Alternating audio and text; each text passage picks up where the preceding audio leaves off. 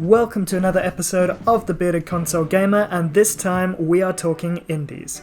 More specifically, we're talking about the 9 games revealed under the newly minted PlayStation Indies Initiative, formally announced yesterday in a PlayStation blog post by Sony's own Shuhei Yoshida. According to said blog post, PlayStation Indies is going to be used to spotlight and support smaller games while making PlayStation the best place to develop, find and play great indie games. It'll be interesting to see what that actually means and how that's going to manifest itself over time, but for now, let's get into the games. First up, we have Maquette by developers Graceful Decay. Maquette is set to be a first-person puzzle-solving game during which you uncover the memories of 2 young lovers. But it's the game mechanics that had me fascinated here, not the story. You can see from the trailer, the world of Maquette seems pretty simple at first, appearing as a series of fairy tale buildings thoughtfully placed around an ornate dome. But within that dome lies a perfect model-like representation of the real-sized world outside. Simply turn around, head back out and take a hard look at the scene in the far distance, and it becomes apparent that the player is himself standing in a world nested in the dome of an even larger world, which I assume is just another model laying inside an even larger dome. Very Inception-y Graceful Decay. Any changes made to the small-scale models in the dome would be reflected in each of the Russian nesting doll environments connected to it. A huge, seemingly unmovable block in the player world could easily be picked up and moved in the model, thus potentially opening up a new area in the player's current environment.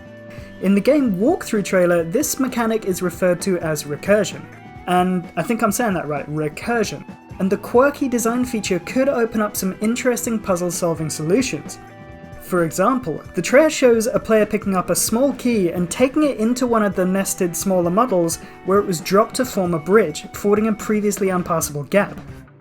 By solving puzzles like this, you can find your way into larger versions of the world, and by the very nature of getting in a larger world, the player becomes relatively smaller, and doors that were previously too tiny to fit through become accessible. Further down, even minute cracks in the wall could be big enough to traverse, opening up entirely new environments. Maquette will be coming to both PS4 and PS5, and for me it was one of the real highlights of this new indie haul that PlayStation are pushing.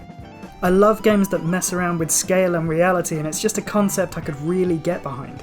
Shuhei Yoshida's right, it's exactly what indie games are great at doing, and they should be encouraged to do it, and they are being encouraged to do it, which is great. We're also getting a new iteration of the OG franchise Worms coming to PS5 in the form of Worms Rumble. This year marks the 30th anniversary of the popular franchise, but rather than sticking to their illustrious turn-based heritage, developers Team 17 have decided to shake things up and make a real-time multiplayer action game. The once lackadaisical yet homicidal worm warriors of old are now far more mobile and are capable of performing advanced parkour moves and rolling at speed. 2 32-player modes have been announced, the first being Deathmatch and the second is, of course, a Battle Royale mode. Worms getting in on the Battle Royale scene is not something I would have called, but it is 2020, so what did we expect? Classic weapons like the bazooka, sheep and banana bomb will be returning, and there will even be an opportunity to customize your worm. Which is a weird sentence and not one that I thought I would be saying today. Worms Rumble will support crossplay when it comes to the PS4 and PS5 later this year. Heavenly Bodies is a physics-based co-op gravity adventure from 2PT Interactive.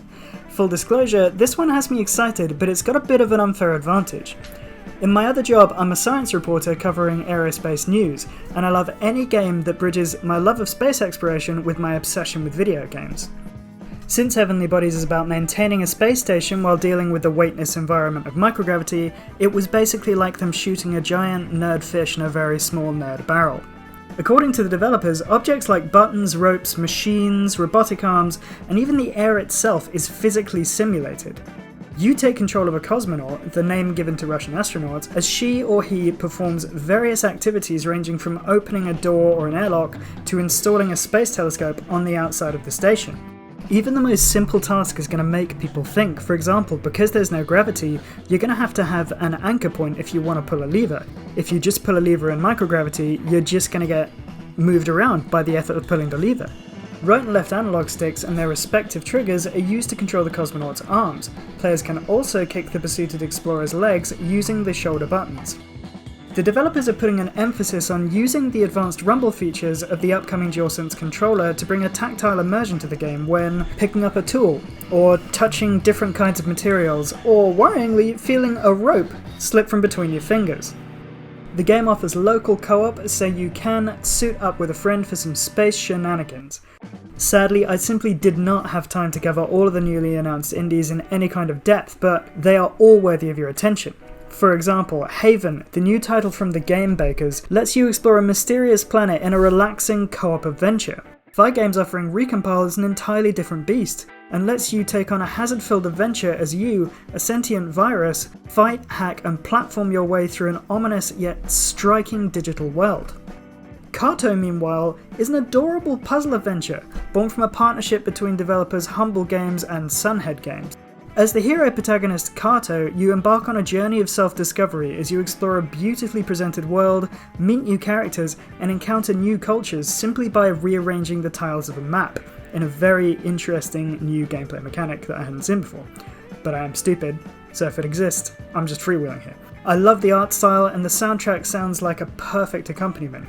Actually, some of the tracks give me slight Stardew Valley vibes, which is a great thing because I love that game. Where the Heart Is looks to be a narrative adventure that promises to confuse the lines between truth and fiction.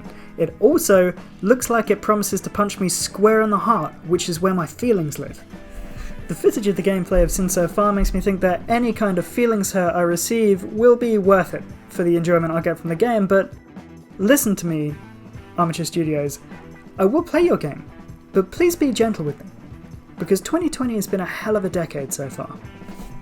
F.I.S.T, aka Forget in Shadow Torch, is an action platformer that has you battle through a dystopian, animal-populated industrial world as a battle-hardened bunny rabbit wielding a massive metal fist on its back. This might be one of those scenarios Shuhei Yoshida mentioned in the original blog post announcing the PlayStation Indie project. Indie developers are definitely willing to take on conceptual risks.